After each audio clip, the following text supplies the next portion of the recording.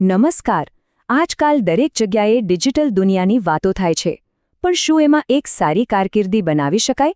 તો ચાલો આજે આપણે આઈટી અને આઈટીએસ ક્ષેત્ર વિશે જાણીએ અને સમજીએ કે કેવી રીતે તે એક ઉજ્જવળ ભવિષ્યની ચાવી બની શકે છે. આજના સમયમાં એક સારું ભવિષ્ય કેવી રીતે બનાવવું? આ સવાલ આપણા બધાના મનમાં ક્યારેક ને ક્યારેક તો આવે જ છે, ખરું ને? ચાલો આજે આ સવાલનો જવાબ શોધવાનો પ્રયત્ન કરીએ. અને એનો એક મજબૂત જવાબ છે ડિજિટલ ઇકોનોમી, એટલે કે આપણી ડિજિટલ દુનિયા. ટેકનોલોજીએ આપણી જિંદગી તો બદલી જ છે, પણ એની સાથે સાથે કારકિર્દી માટે પણ એટલા બધા નવા રસ્તાઓ ખોલી દીધા છે, જેમાં તકોનો ભંડાર છે. તો ચાલો આપણા પહેલા વિભાગમાં જઈએ, ડિજિટલ વિશ્વમાં એક ભવિષ્ય. અહીં આપણે સમજીશું કે શા માટે આઈટીએસ આજે આટલું બધું મહત્વનું છે અને તે રોજગારીની નવી તકો કેવી રીતે ઊભી કરી રહ્યું છે. હવે આગળ વધીએ આપણા બીજા વિભાગ તરફ, પરિભાષાને સમજવી.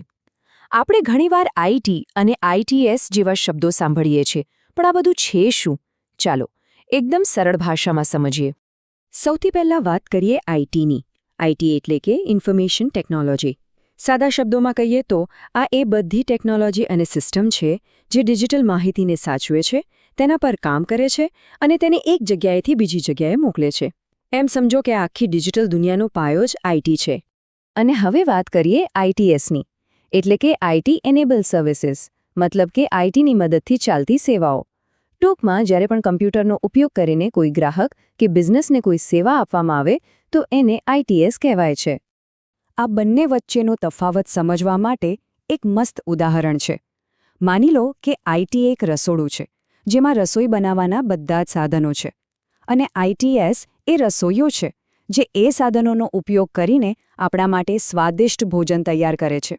એટલે કે આઈટી સિસ્ટમ બનાવે છે અને આઈટીએસ એ સિસ્ટમનો ઉપયોગ કરીને લોકોને સેવા પૂરી પાડે છે. કેટલું સરળ છે નહીં? ચાલો હવે ત્રીજા વિભાગમાં જોઈએ કે સ્ક્રીન પાછળ આખરે કામ શું થતું હોય છે. એટલે કે આ ફિલ્ડમાં કામ કરતા લોકોનો એક દિવસ સામાન્ય રીતે કેવો હોય છે.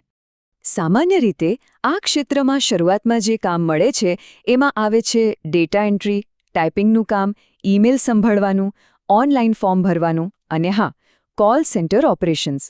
આ બધા જ કામો આખી ડિજિટલ સિસ્ટમની ગાડીને ચલાવે છે.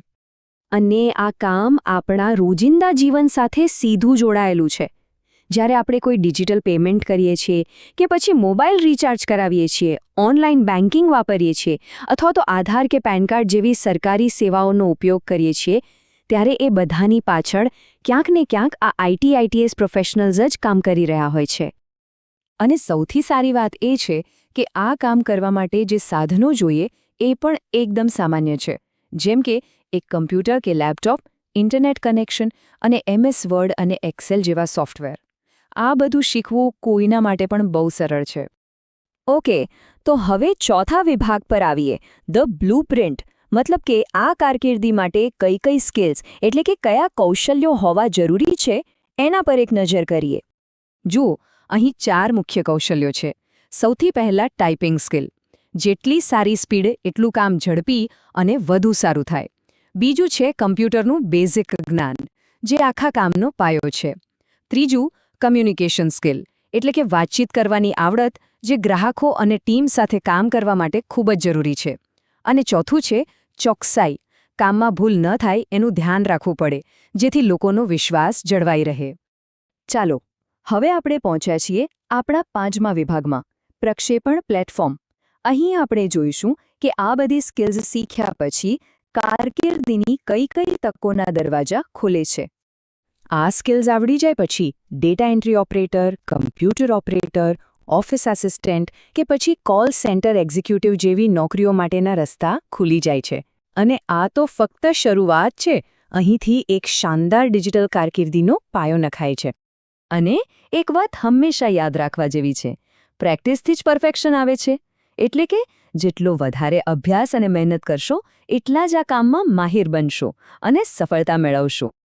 તો હવે સ્પષ્ટ છે કે ડિજિટલ કારકિર્દીનો રસ્તો બિલકુલ સામે જ છે અને તકોથી ભરેલો છે.